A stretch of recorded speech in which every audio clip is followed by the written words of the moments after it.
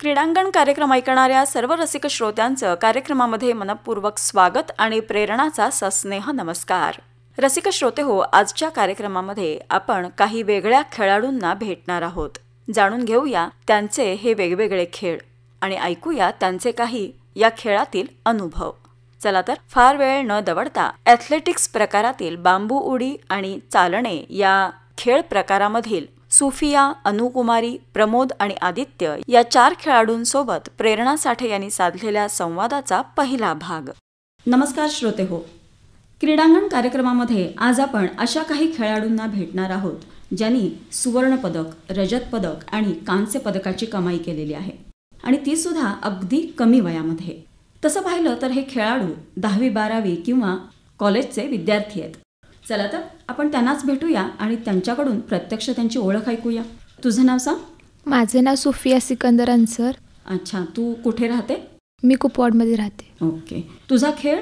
माझा खेळ बांबू उडी आहे. किती वर्षापासून खेळतेस? मी आता 1 वर्ष झाला हा इव्हेंट चालू केला खेळायला. ओके, म्हणजे 1 वर्षभर तू बांबू उडीची प्रॅक्टिस करून खेळ खेळलास. हो. आणि त्याच्यामध्ये तुला मला वाटतं सुवर्ण पदक मिळालेलं आहे. हो. खूप कमी वयामध्ये, कमी कालावधीमध्ये तू खूप सुंदर पदकांची कमाई केलेली आहेस. हो. तर तुझं आमच्या कार्यक्रमामध्ये खूप स्वागत आहे सुफिया. धन्यवाद. आता तुझं नाव सांगशील? माझं नाव अनुकुमारी धर्मेंद्र सिंग कुशवाह. अच्छा, तू राहायला बामनोळी. आणि तुझा खेळ कोणता आहे? माझा खेळ चालणे हा आहे. तुला हा खेळ कसा काय आवडला? मी 5 वर्ष झालं ग्राउंडवर प्रॅक्टिस करते. पण माझा इव्हेंट तेव्हा रनिंग होता. पण कसं झालं, रनिंगमध्ये जास्त जण असतात आणि प्रॅक्टिसमध्ये आपण जरा कुठेतरी कमी पडतोय. ते इव्हेंट झाल्यानंतर कोचनी वॉकिंग हा इव्हेंट दिला. मग त्याच्यामध्ये तुला कांस्य पदक मिळालंय ना? हो. तू हा खेळ किती वर्षांपासून खेळतेस? हा खेळ 2 वर्षांना खेळाले. 2 वर्षामध्ये कांस्य पदकाची कमाई केलीस. हां. वा, छान. तुझंही आमच्या कार्यक्रमामध्ये स्वागत आहे. धन्यवाद. तुझं नाव सांग. माझं नाव प्रमोद संतोष भोसले. अच्छा, तू कुठे राहायला? बामनोलीमध्ये. तुझा खेळ कोणता आहे? बांबू उडी आणि डेकॅथलॉन. तू किती वर्षापासून खेळतोयस? माझा आधी रनिंग चांगलं असल्यामुळे माझे इव्हेंट जरा चांगले होते. सरांकडे गेल्यावर सर सकाळी संध्याकाळी प्रॅक्टिस करून माझे चांगले इव्हेंट करून घेतले. 1-2 महिन्यात मला मेडल लागलं. बरं, म्हणजे तू बांबू उडी आणि डेकॅथलॉन याच्यामध्ये कांस्य पदक आणि रजत पदकाची कमाई केलेली. हां. वा, छान. तुझंही आमच्या क्रीडांगण या कार्यक्रमामध्ये खूप मनापासून स्वागत आहे प्रमोद. थँक्यू. तुझं नाव सांगशील? माझं नाव आदित्य भीमराव चौगुले आहे. अच्छा, तू राहायला कुठे असतोस? कुपवाडमध्ये असतो. कुपवाडमध्ये. आणि तुमचा जो काही कोचिंग क्लास आहे तो कोणाकडे असतो? आम्ही बामणीत भैरवनाथ स्पोर्ट्स फाउंडेशनकडे प्रॅक्टिसला आहे. सर प्रशांत बामणे यांच्याकडेच प्रॅक्टिस करतोय चौघं पण. ओके. तुझा खेळ कोणता? माझा पण बांबू उडी आहे. किती वर्षापासून खेळतोस? 2 वर्षापासून. आत्ता तू कॉलेजला आहेस की कुठे? आता कॉलेजला आहे, 12वीला आहे. तू बांबू उडीमध्ये रजत पदक मिळवलंयस आत्ता नुकतंच, बरोबर? हां.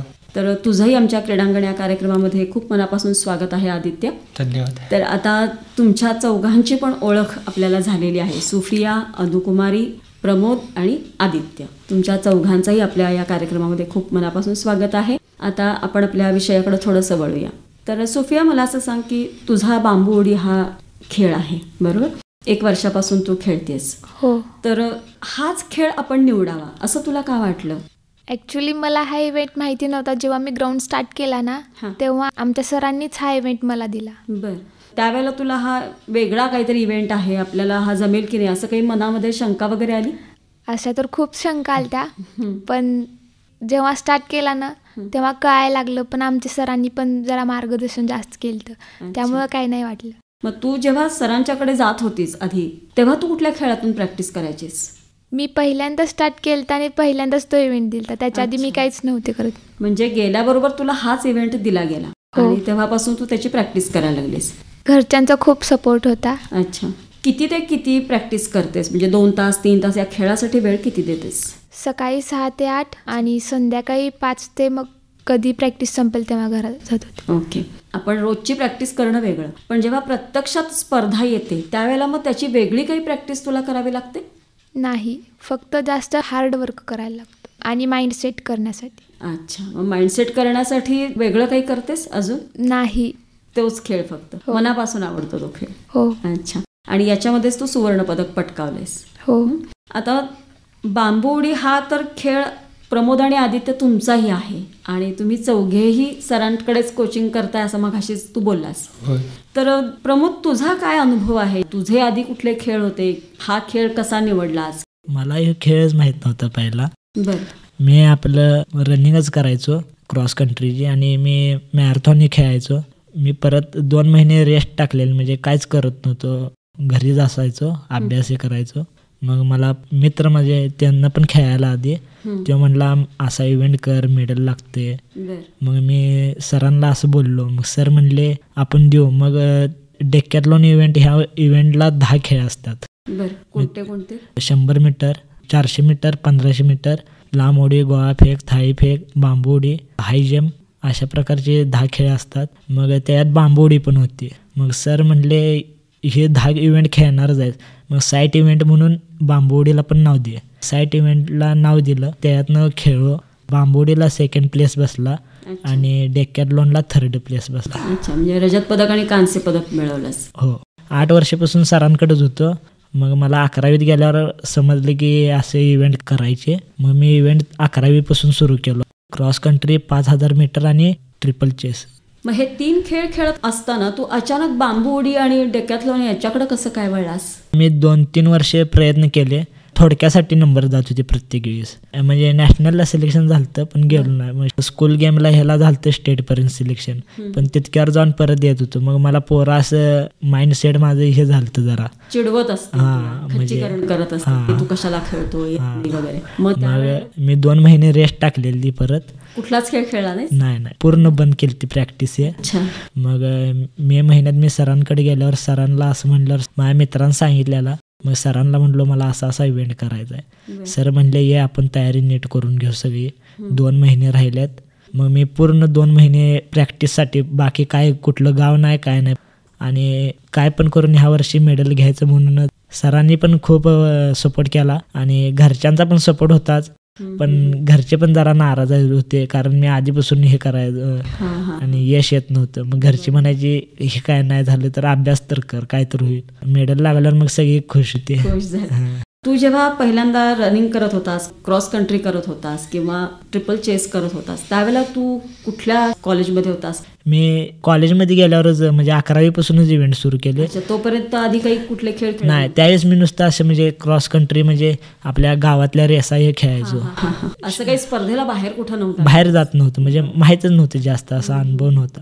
मग तू बांबळे सरांच्याकडे कधीपासून जॉईन झाला? आधीपासूनच होतो. फक्त मी असे ॲथलेटिक्स मध्ये पोरांच्यात करत नव्हतो, पोलीस भरतीच्या पोरांच्यातच प्रॅक्टिस करायचो. बरोबर. म्हणजे तू पोलीस भरतीसाठी ऍक्च्युअली त्यांच्याकडे गेला होता आणि नंतर तुला या खेळांची माहिती मिळाल्यावरती तू बांबू उडीकडे वळला. खूप छान. म्हणजे तुझा अनुभव खूप चांगला आहे. सुरुवातीला आपल्या मित्रांनी खच्चीकरण केलं तुझं की तुला नाही जमणार, पण तू त्याच्यातून पूर्ण कोलमडून न जाता उभा राहिलास. हो. आणि छान खेळाची प्रॅक्टिस करून आता तू रजत पदक आणि कांस्य पदक मिळवलंयस. पुढच्या पदकासाठीची तुझी तयारी नक्कीच सुरू असेल. आता माझं आर्मीचं निकाल राहिलाय, फक्त परीक्षा झालेली, सगळं झाले. आणि टीए म्हणून आर्मीचंच आहे, त्याचा पेपर राहिलाय फक्त. बरोबर. त्या पेपरची अजून तारीख यायची असेल? नाही, पेपरची तारीख आली, आता अभ्यास सुरू आहे त्याचा. अच्छा. तू आता फर्स्ट इयरला आहेस कॉमर्स, म्हणजे तू 2 वर्षामध्ये तू ते करू शकतोयस. लास्ट इयरला खूप तुम्हाला अभ्यास करावा लागतो कारण ग्रॅज्युएशनचं सर्टिफिकेट त्यावर्षी घ्यायचं असतं आपल्याला. आता आदित्य, तुझा पण बांबू उडी हाच खेळ आहे. मग अशी सुफिया, तिने तिचे काही अनुभव सांगितले बांबू उडीमधले, की ती जस्ट 1 वर्ष झाली या खेळामध्ये आलेली आहे आणि तिनं सुवर्णपदक पटकावलंय. त्याच्यानंतर आत्ता प्रमोदचे पण आपण अनुभव ऐकले, तूही ऐकले असशीलच. तर तुझा काय वेगळा अनुभव आहे याच्याबद्दल? ह्यांना लगेच मेडल लागलेत. आम्ही 2 वर्ष त्यात घालवलेत. पहिला आम्हाला काहीच येत नव्हतं. जे आमच्या पण अगोदर बांबू उडी करतात ते आमच्यापेक्षा पण म्हणजे बारके आहेत. बर. मम्मी गेलतो तेव्हा माझं वय 17 वर्ष होतं. मग 15-14 वर्षाची पोरं त्यांच्याकडनं आम्ही शिकत होतो. पण ते सुरुवातीपासून ती बांबू उडी करत असतील ना, म्हणून तुम्हाला ते शिकवतात. अच्छा. म्हणजे आम्हाला ते सिनियर होते खेळामध्ये त्यामुळे त्यांच्याकडनं आम्ही शिकून मग आम्ही पुढे तयार झाला. खूप छान, चांगला अनुभव सांगितलास तू. पण याच्या आधी तू कुठले वेगळे खेळ खेळत होतास? शाळेमध्ये कबड्डी, सांघिक गेम. अच्छा. कबड्डीच्या प्रॅक्टिससाठी सुद्धा तू बांबळे सरांच्याकडे जात होतास की शाळेतच करत होतास? शाळेतच करतो. शाळेत एक कोच येत होते, त्यांनी शिकवत होते. मग तू बांबळे सरांच्याकडे केव्हापासून जायला लागलास? जेव्हा 10वी झाली ती पण पोलीस भरतीसाठी रनिंग करण्यासाठी जात होतो. बरोबर, कारण तुझी उंची पण आहे. बरोबर. मला वाटतं आता 2-3 वर्षच झालेत तुला मग बांबळे सरांच्याकडे जाऊन. हो. मग तू गेल्याबरोबर त्यांनी तुला खेळ निवडून दिला की तू स्वतः निवडलास? काय नेमकं कशी त्याची परीक्षा घेतली सरांनी? आता पहिला आम्ही सकाळी फक्त प्रॅक्टिसला जात होतो रनिंगला, संध्याकाळी काय जात नव्हतो. मग संध्याकाळी पण आता पोरं गोळा टाकायला जाणार, मग तिथं जात होतो. तिथं मग पोरं इव्हेंट करत होती. असं काय तर आम्हाला पण खेळ वाटतो त्यांच्यासारखं. म्हणजे जे ॲथलेटिक्स आहेत त्यांना जरा कसं प्रॅक्टिस त्यांची एकदम भारी असते ना. बरोबर.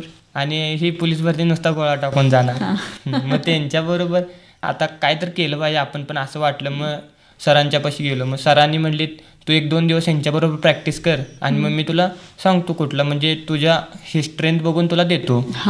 मग 2 दिवस प्रॅक्टिस केल्यावर त्यांनी म्हणली बांबुडी करणार का? करतो म्हणलं.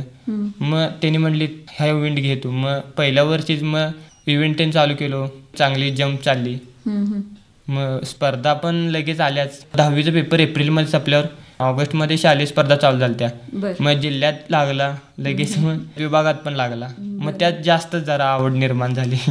अभ्यासाकडे पण खूप दुर्लक्ष व्हायला. बरं, म्हणजे 10वी पासून तू हा खेळ खेळतोयस बांबू उडी. जेव्हा तुला पहिल्यांदा सरांनी असं सांगितलं की हा तू खेळ निवड बांबू उडी, त्यावेळेला बघितल्यानंतर काय वाटलं तुला? मला तर पहिल्यांदा वाटलं ही काय आपल्याला जमणार नाही, पण आता बघूया. तर सरांनी सांगितले म्हणल्यावर करून बघूया म्हणले. बरोबर. आणि मग तू त्याच्यामध्ये उतरलास? मग 1 महिन्याभरात जम्प जायला लागली, बॉडी प्रॉपर तिथनं जायला लागली. मग जरा जेव्हा आपल्याला होऊ शकते. बरं, म्हणजे कॉन्फिडन्स वाढला तुझा त्यावेळेला. आणि सरांनी पण मला वाटतं तुम्हाला खूप मदत केली बांबू उडीमध्ये तुमचा कॉन्फिडन्स वाढवण्यासाठी. आता या तिघांपेक्षा तुझा खेळ थोडासा वेगळा आहे अनुकुमारी. तुझा खेळ आहे चालणं, वॉकिंग. तसं जर बघितलं तर सगळेच चालतात. सकाळी रोज चालायला जाणारे पण खूप सारे आहेत, संध्याकाळी चालायला जाणारे पण खूप सारे आहेत. मग तुला हा खेळ निवडत असताना असं काही मनामध्ये वाटलं की हा काय आपण खेळ निवडतोय, किंवा तुला काही सांगितलं गेलं का? काय नेमकं घडलं?